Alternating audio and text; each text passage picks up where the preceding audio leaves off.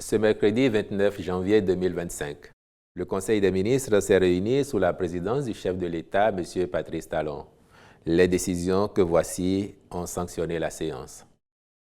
Au chapitre des mesures normatives, ont été adoptés les décrets portant transmission à l'Assemblée nationale pour examen et vote du projet de loi modifiant et complétant la loi numéro 2012-15 du 18 mars 2013, modifié et complété portant code de procédure pénale, puis approbation des statuts de l'Office national d'imprimerie et de presse, ONIP. S'agissant des communications, en point 1, contractualisation pour la mise en place de la base de données sur l'enseignement supérieur. La délégation au contrôle et à l'éthique dans l'enseignement supérieur a, entre autres attributions, l'évaluation des enseignants et chercheurs du sous-secteur de l'enseignement supérieur et de la recherche scientifique. À cet effet, elle a besoin d'informations et de données fiables lui permettant d'accomplir efficacement sa mission.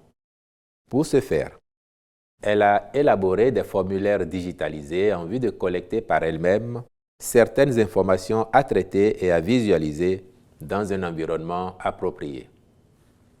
Par ailleurs, d'autres renseignements et statistiques à caractère général nécessaires à son action sont censés être disponibles dans les bases préexistantes.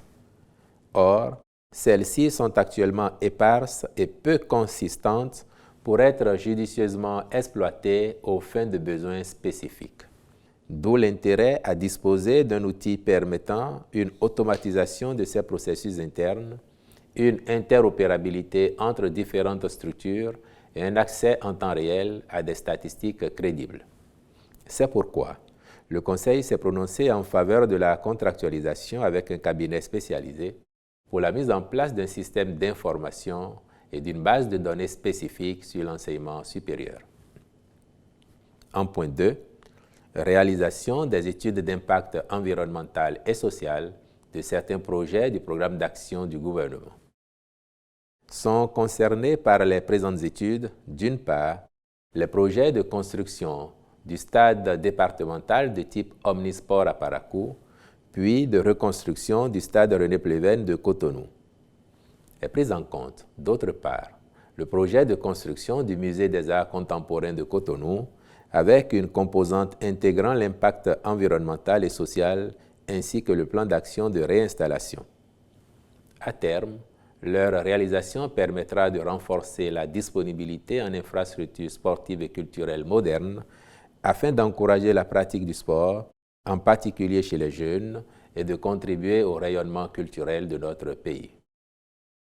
Au chapitre des rencontres et manifestations internationales, il a été autorisé la participation du Bénin à l'exposition universelle Osaka 2025 au Japon du 13 avril au 13 octobre 2025.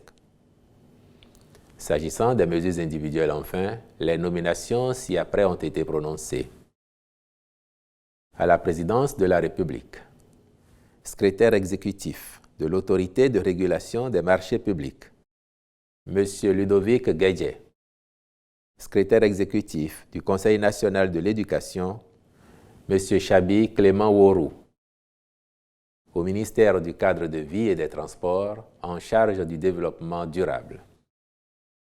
Directeur général du Centre national de sécurité routière, M. Ariel Sacramento, je vous remercie.